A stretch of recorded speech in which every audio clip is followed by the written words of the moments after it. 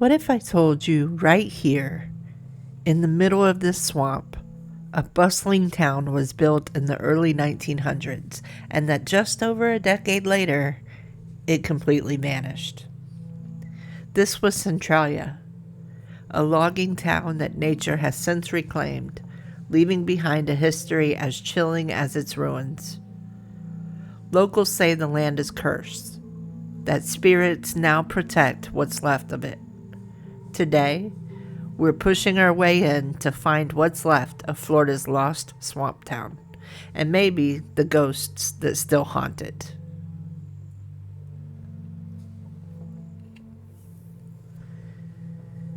So before we step off the trail and into the dense Florida swamp, let me paint a picture of what we're even looking for. This isn't just a couple of forgotten old buildings. We're searching for the ghost of an entire town.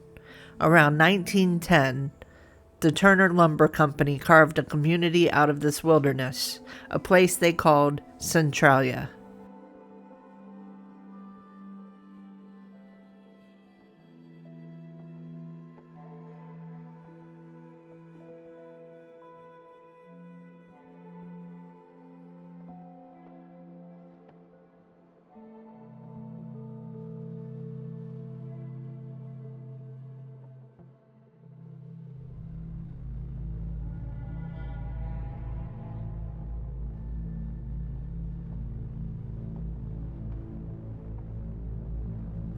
It grew so fast that for a while, it was even bigger than Brooksville, the nearby county seat.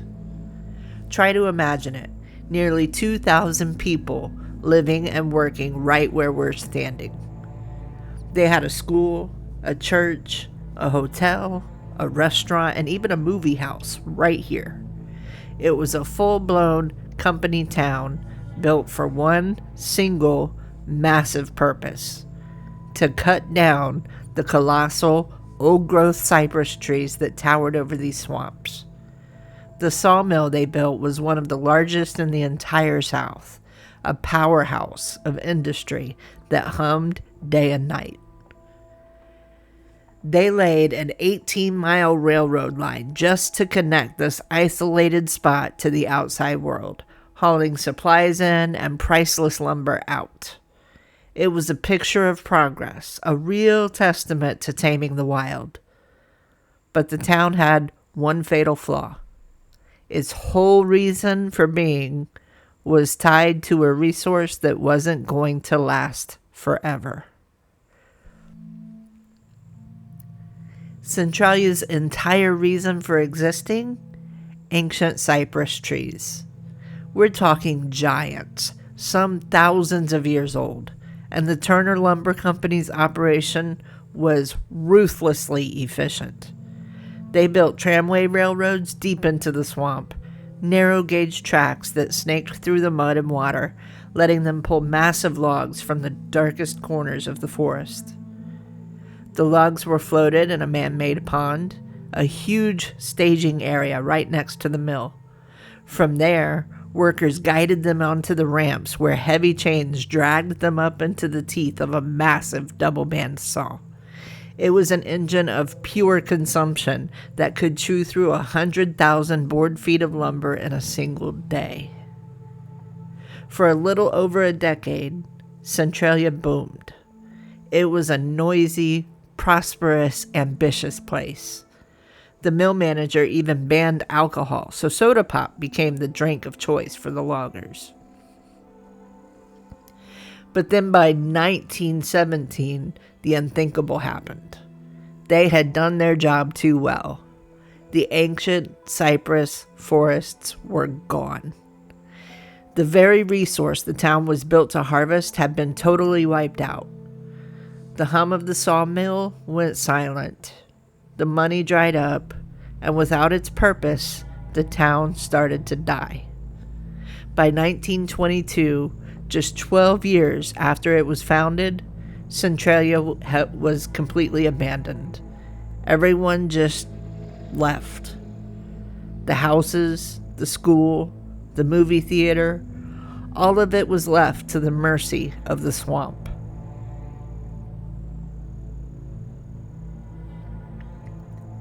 And this is what's left. We're stepping off the main trail now, deep into the wilderness. This whole place is protected now, a place where nature has been allowed to take back what was always hers. Finding the actual ruins isn't easy. You could walk right past them and never know it. In fact, I did the first time I was out here. You can feel the ground change under your feet.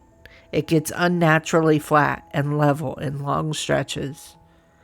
These are the old tramway beds, the phantom railroad lines that once crisscrossed the swamp like city streets.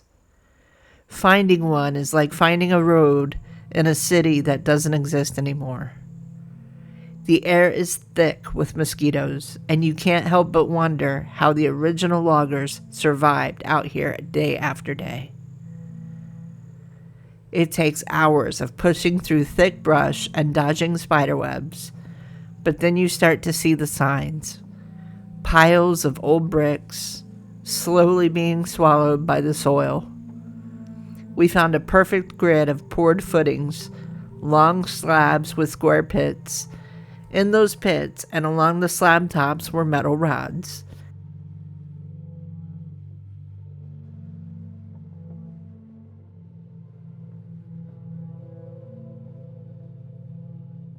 Anchor pins or rebar remnants. Those pins once held vertical posts, base plates, the skeleton of worker cabins or mill platforms. So in short, this is where people stood and worked. Bent rods tell us the posts were removed. The forest didn't just take the buildings. People tore them down, salvaged what they could, and then left.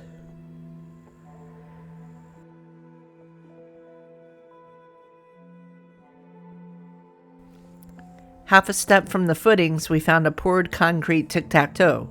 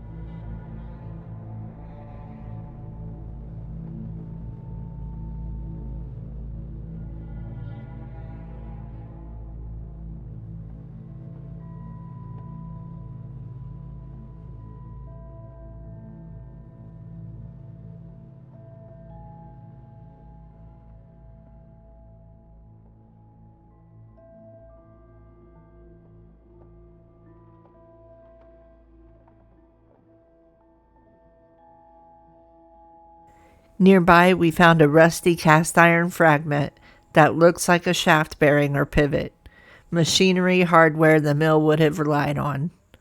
We also found dark, glassy shards, slag or clinker, which clinches another detail.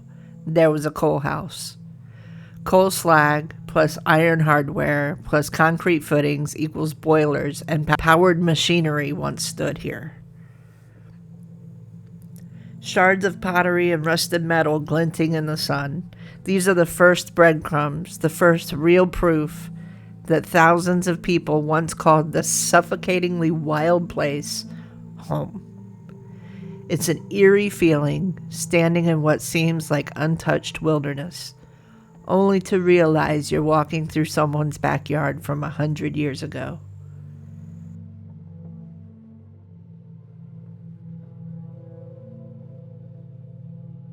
In the 1960s, the land was reseeded with slash pines, and in 1985, it officially became a wildlife refuge, finally turning the page on the town of Centralia.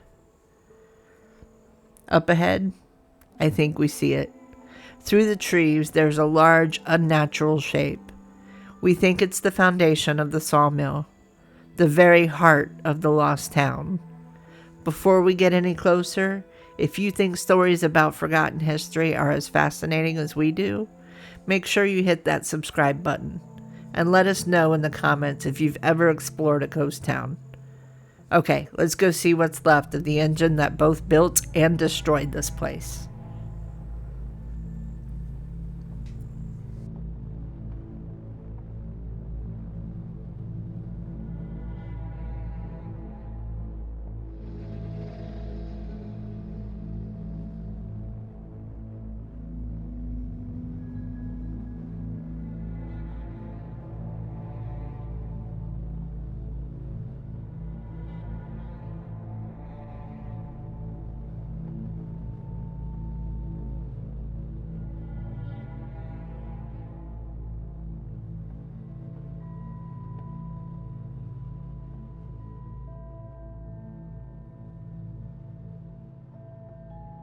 This is it.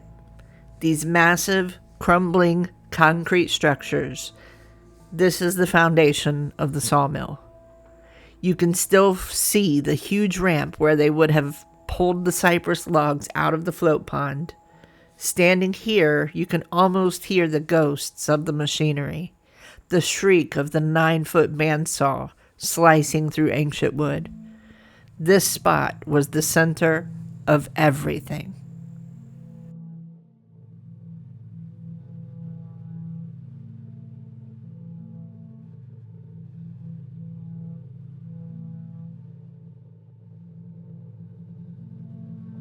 And over here, this pile of decaying brick and mortar was another part of the main complex, the coal house. Seeing these walls being torn apart by the roots of new trees is a powerful sight. It's the perfect metaphor for Centralia's story, a hub of industry being slowly and silently consumed by nature. For 12 years, this spot represented the peak of human ambition in this swamp. For the 100 years since, it's been a monument to nature's patience. Exploring these ruins is a strange mix of excitement and sadness. Every piece of rusted metal was once a tool in someone's hand. Every brick was laid for a reason. This wasn't just a mill. It was the provider for 2,000 people. It gave them jobs, homes, a community. And then, in the blink of an eye, it was all gone. You can't help but feel the weight of that sudden, crushing silence.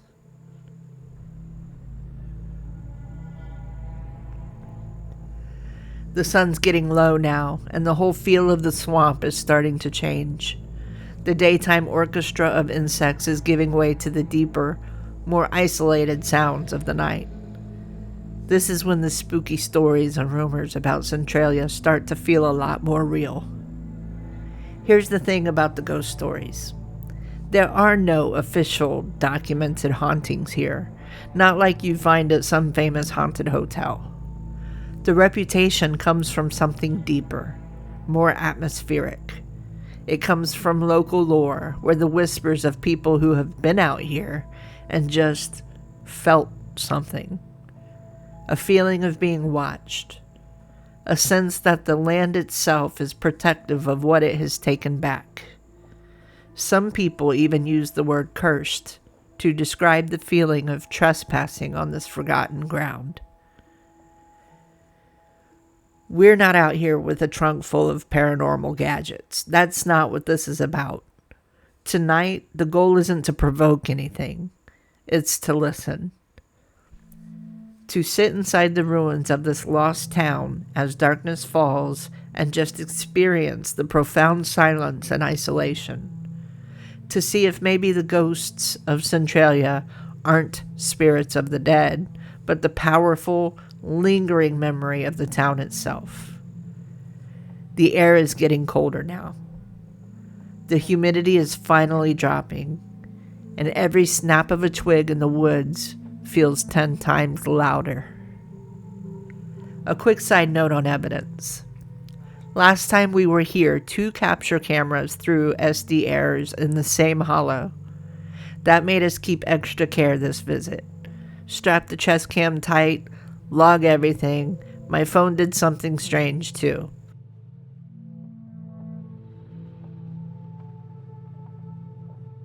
3 frames saved as JPEGs when everything else saved as the iPhone HEIC format.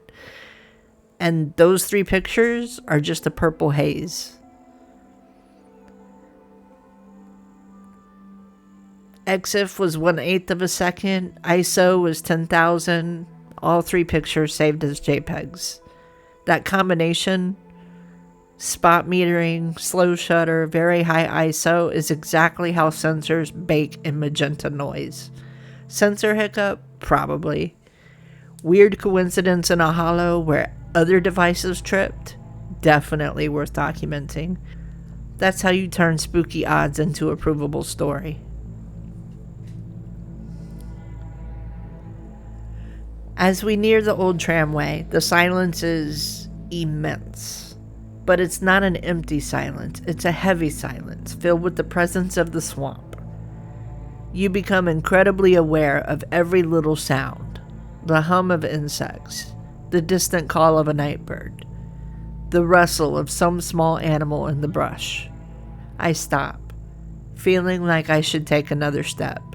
I snap a few pictures that I would later find are just a purple haze.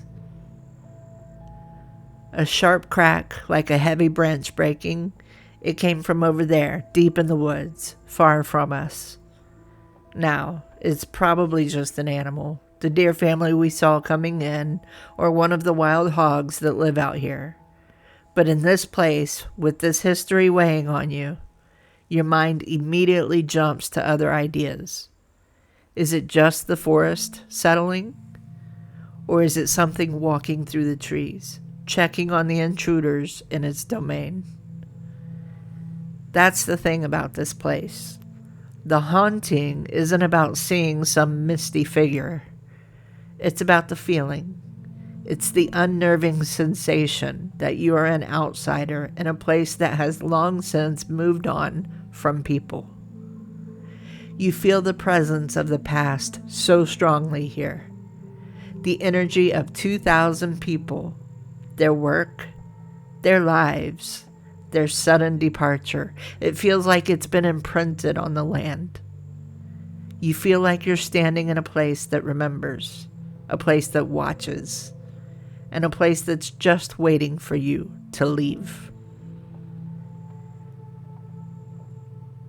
As we make our way back out of the swamp, the ruins of Centralia vanish behind us just as quickly as they appeared. It's a powerful reminder of how fleeting our mark on the world can be.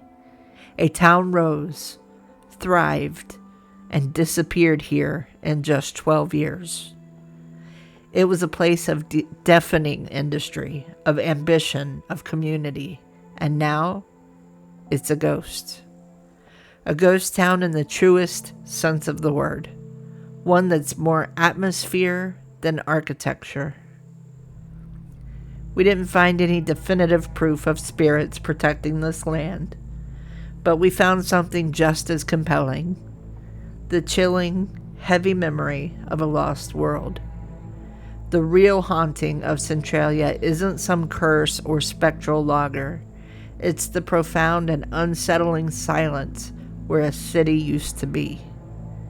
It's a story of boom and bust, ambition and consequence, and a stark lesson in how powerfully and completely nature will always reclaim what we leave behind.